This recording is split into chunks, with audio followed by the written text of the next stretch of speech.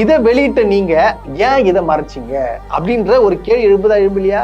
ஜனநாயகன் தெரியுமா? ஜனநாயகன் படம், அந்த படத்துடைய ப்ரொடியூசரு வெங்கட் நாராயணா அவரை நியமிச்சிருக்கிறாங்க. அவர் யார் தெரியுமாங்க? அது கர்நாடகா மாநிலத்தை சார்ந்தவர்.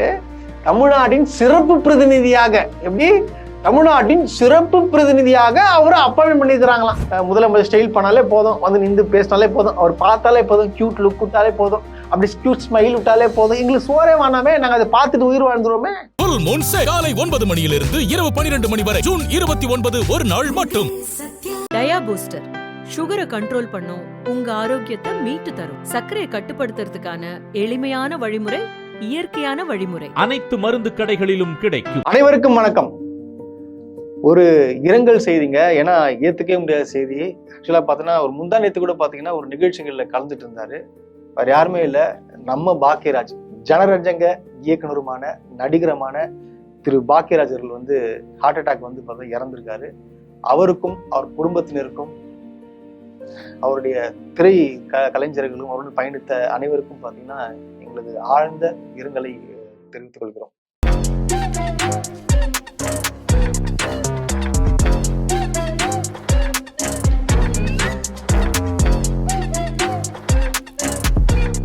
டிரான்ஸ்பரன்சி, தெளிவாக எந்த ஒளிவும் மறைவும் இல்லாம எல்லாமே அரசுல நடக்கிற எல்லாமே பாத்தீங்கன்னா மக்களுக்கு தெரியப்படுத்தப்படும் அப்பப்போ அங்கங்கே அப்படின்னு சொல்லிட்டு யார் சொன்னா?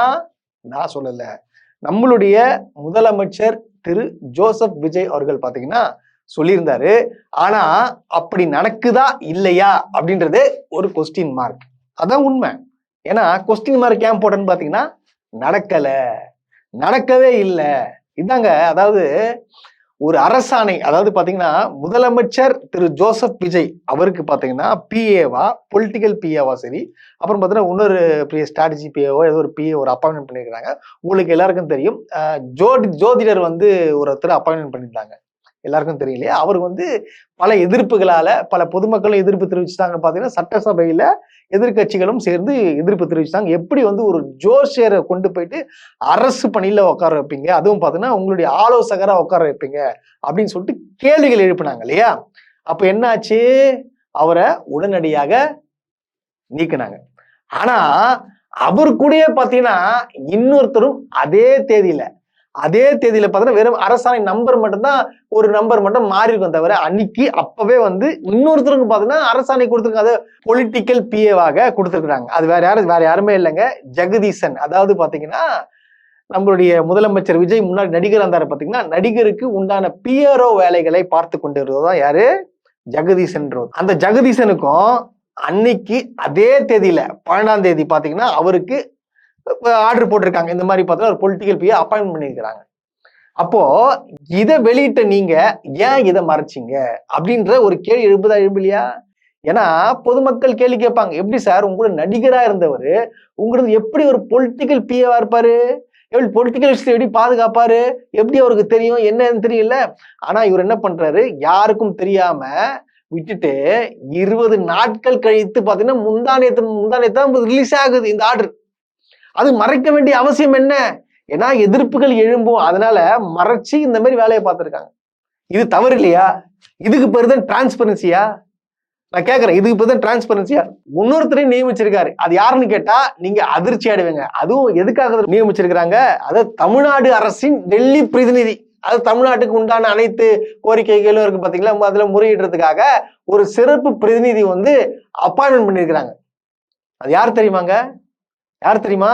KVN production. ஜனநாயகன் தெரியுமா? ஜனநாயகன் படம், அந்த படத்துடைய ப்ரொடியூசரு வெங்கட் நாராயணா அவரை நியமிச்சிருக்கிறாங்க. அவர் யார் தெரியுமாங்க? அது கர்நாடகா மாநிலத்தை சார்ந்தவர். தமிழ்நாட்டின் சிறப்பு பிரதிநிதியாக, எப்படி தமிழ்நாட்டின் சிறப்பு பிரதிநிதியாக அவரை அப்பாயின்மெண்ட் பண்ணிருக்கிறாங்களாம். இது எங்கன்னா ஏத்துக்க முடியாது. அதாவது ஜனநாயகன் படம் பாத்தீங்கன்னா படம் வந்து ரிலீஸ் ஆகுறதுக்கு முன்னாடியே தோல்வி அடைந்த படம் பாத்தீங்கன்னா சில ஆட்களால வந்து என்ன ஆச்சு, ரிலீஸ் செய்யப்பட்டது. அந்த மேட்டர் ரிலீஸ் செய்யப்பட்டது யாரு, இப்ப என்ன நினைச்சு சொல்லிட்டு அப்புறம் சொல்றேன். இதுக்கு சொல்றேன் கேளுங்க. படம் வந்து இப்போ எப்படி நிறைய பேர் பார்த்துட்டு இருப்பாங்க, சமூக இடத்துல ரிலீஸ் ஆயிடுச்சு, அதனால வந்து அவங்க லாஸ் ஆயிடுச்சு. ஸோ அதை மறைக்கிறதுக்காக அதுக்காக பாத்தீங்கன்னா இவரை பார்த்தீங்கன்னா எல்லா அரசு விழாக்களையும் நீங்க பார்க்கலாம். இப்போ நீ ஏன் விழாக்களுக்கு மட்டும் தான் வர, வா வந்து எங்க கூடயே வேலை செய்யறதுக்காக கூப்பிட்டு வந்து எப்படி நம்மளுடைய பிரதிநிதியா தமிழ்நாடு டெல்லி பிரதிநிதியாக போயிருக்காப்புல. பாத்தீங்களா? இதுதான் ஒரு மாற்றமா? இதுதான் இது பேர் என்னங்க? எப்படிங்க அவர் அப்பாயின்ட் பண்ணலாம்? ஒரு தமிழ் சரிங்க, உங்க கட்சியில தமிழ்நாட்டுல யாருமே கிடையாதா? உங்க கட்சியை சார்ந்தவர்கள் யாரும் அப்பாயின்ட் பண்ண மாட்டீங்களா? தமிழ்நாட்டை சார்ந்தவர்கள் அப்பாயின்ட் பண்ண மாட்டீங்களா? இது எப்படி? இது ஒரு கர்நாடகை சார்ந்தவர் எப்படி தமிழ்நாடு டெல்லி பிரதிநிதியா இருக்க முடியும்? என்ன அதாவது இதெல்லாம் யாரு கேள்வி கேட்பா? இதை ஏன் கண்டிப்பா கேள்வி கேட்கணும், எல்லாருமே கேள்வி கேட்கணும். ஏன் சொந்த கட்சிக்காரங்க, சொந்த அவங்க தாவேக்கா அரசு எம்எல்ஏ மினிஸ்டர்ஸ் எல்லாம் இருக்காங்க பாத்தீங்களா, அவங்க வந்து கண்டிப்பா கேள்வி கேட்கணும். இது எப்படி நீங்க போடுவீங்க? எந்த அடிப்படையில வெங்கட் நாராயணாக்கு இந்த மாதிரி சிறப்பு பிரதிநிதி, தமிழ்நாடு அரசின் சிறப்பு பிரதிநிதியாக எப்படி அவர் போட முடியும்ன்றத கேள்வி கேட்கணுமா வேண்டாமா? இது என்னங்க நடக்குது? இது என்ன நடக்குது? தமிழ்நாடா என்னது இது? எப்படி மாத்து இது பாருங்க, எப்படி எல்லாம் அதாவது அவங்க வீட்டுக்கு தெரிஞ்சவங்க, வேலை செய்யறவங்க, அவரு கூட பயணிச்சவங்க, நண்பர்கள் எல்லாருக்குமே அரசு பதவி கொடுத்துருங்க. அதுதான் வந்தீங்களா முதலமைச்சரா? ஜோசப் விஜய் அவர்களே, நீங்க வந்து முதலமைச்சரானதுக்கான ஒரு மிகப்பெரிய ஒரு மாற்றத்தை கொண்டு வரணும், தமிழ்நாடு நலனுக்காக வந்து மிகுந்த ஒரு சிறப்பான முயற்சிகளை கொண்டு வரணும், பல திட்டங்களை கொண்டு வரணும், இது உருவாக்கணும் அப்படின்றதுக்காக உங்களை முதலமைச்சராகி விட்டாங்க. ஆனா நீங்க உங்களை சார்ந்தவர்களும் சரி எல்லாம் அரசு பணியில் அமர்த்தணும், கூடவே இருக்கணுன்றதுக்காக நீங்க வந்து முதலமைச்சராகி உட்காந்த மாதிரி இருக்கு. இது தமிழ்நாட்டுக்கு செய்யறது எப்படிங்க? இது வந்து எப்படி ஏத்துக்க முடியும்? எந்த தமிழனாவது ஏத்துப்பானா? ஒரு கர்நாடகா சார்ந்தவரை இப்படி போடுறீங்களே, யாருன்னா ஏத்துப்பாங்களா?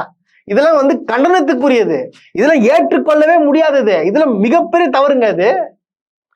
இது தயவு செய்து கண்டிப்பா வந்து ரீகன்சிடர் கண்டிப்பா பண்ணி வேற ஆட்களை போனோம், தமிழை சார்ந்தவர்கள் போடுங்க.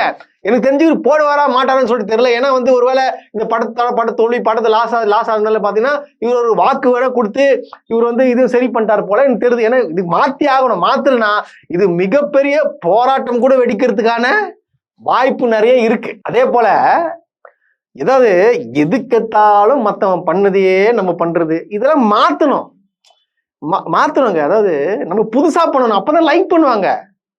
ஏன்னா இப்ப என்ன சொல்லிட்டாங்கன்னா, இந்த போதை விஷயத்த அவ்வளவு தெளிவா இந்த மாதிரி பார்த்தீங்கன்னா உறுதிமொழி வந்து முதல் தடவையா விஜய் அவர்கள் வந்து ஏத்திருக்காரு அப்படின்னு சொல்லிட்டு யார் சொல்றா? எல்லாருமே புரிந்தாங்கல்ல. இப்போ அந்த உறுதிமொழி எங்க இருந்து யாருக்கிட்ட காப்பி வச்சிருக்குன்னு பாக்கலாமா? இதோ பாருங்க. போதை பழக்கத்தால் ஏற்படும் தீய விளைவுகளை நான் முழுமையாக அறிவேன். போதை பழக்கத்தால் ஏற்படும் தீய விளைவுகளை நான் முழுமையாக அறிவேன். நான் போதை பழக்கத்திற்கு ஆளாக மாட்டேன். நான் போதை பழக்கத்திற்கு ஆளாக மாட்டேன். மேலும் எனது குடும்பத்தினரையும் நண்பர்களையும் போதை பழக்கத்திற்கு ஆளாகாமல் தடுத்து அவர்களுக்கு அறிவுரைகளை வழங்குவேன். மேலும் எனது குடும்பத்தினரையும் நண்பர்களையும் போதை பழக்கத்திற்கு ஆளாகாமல் தடுத்து அவர்களுக்கு அறிவுரைகளை வழங்குவேன். போதை பழக்கத்திற்கு உள்ளானவர்களை மீட்டெடுத்து அவர்களை நல்வழிப்படுத்த எனது பங்களிப்பை முழுமையாக தருவேன். போதை பழக்கத்திற்கு உள்ளானவர்களை மீட்டெடுத்து அவர்களை நல்வழிப்படுத்த எனது பங்களிப்பை முழுமையாக தருவேன். போதைப் பொருட்களின் உற்பத்தி, நுகர்வு, பயன்பாடு ஆகியவற்றுக்கு எதிரான தடுப்பு நடவடிக்கைகளின் மூலம் போதைப் பொருட்களை தமிழ்நாட்டில் வேறறுக்க அரசுக்கு துணை நிற்பேன். போதைப் பொருட்களின் உற்பத்தி, நுகர்வு, பயன்பாடு ஆகியவற்றிற்கு எதிரான தடுப்பு நடவடிக்கைகளின் மூலம் போதைப் பொருட்களை தமிழ்நாட்டில் வேறறுக்க அரசுக்கு துணை நிற்பேன். மாநிலத்தின் வளர்ச்சிக்கும் மக்களின் நல்வாழ்விற்கும் நான் அர்ப்பணிப்புடன் பங்காற்றுவேன் என்று உளமாற உறுதி கூறுகிறேன். நன்றி. மாநிலத்தின் வளர்ச்சிக்கும் மக்களின் நல்வாழ்விற்கும் நான் அர்ப்பணிப்புடன் பங்காற்றுவேன் என்று உளமாற உறுதி கூறுகிறேன். அதாவது அவர் என்ன சொல்றாரோ அப்படியே. ஏங்க, ஒரு போதை ஒழிக்கணும், அதுக்கு ஒரு உறுதிமொழி புதுசா எழுதுனதா என்ன? அது கூட எழுத மாட்டீங்களா? அப்படியே அங்க என்ன இருக்கோ அப்படியே. உதயநிதி அவர்கள் என்ன படிச்சாரோ 2023 அப்படியே இங்கேயும் அது. சோ இதுக்கு பேர் என்ன? இது வந்து அரசு தரப்புல எல்லாருக்கும் ஒரே டைம்ல எழுதி கொடுக்க மாட்டாங்க. இது அவன் வந்து உறுதிமொழின்றது அவன் அரசுல அவன் எழுதுறதுதான். சோ அது கூட எழுத மாட்டான், அதை கூட வந்து காப்பி அடிக்கணும்னா என்னது இது? என்னங்க இது? இப்படியா? அடேங்கப்பா, சூப்பர், சிறப்பான ஒரு முதலமைச்சர் வந்து இருக்காப்புல.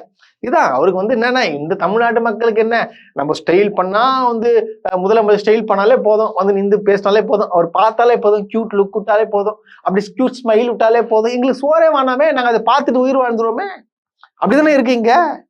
என்ன குடும்படாது. ஆனா இதெல்லாம் எங்க போயிட்டு முடிய போதோ, எதுல போய் முடிய போதோன்னு சொல்லிட்டு தெரியல.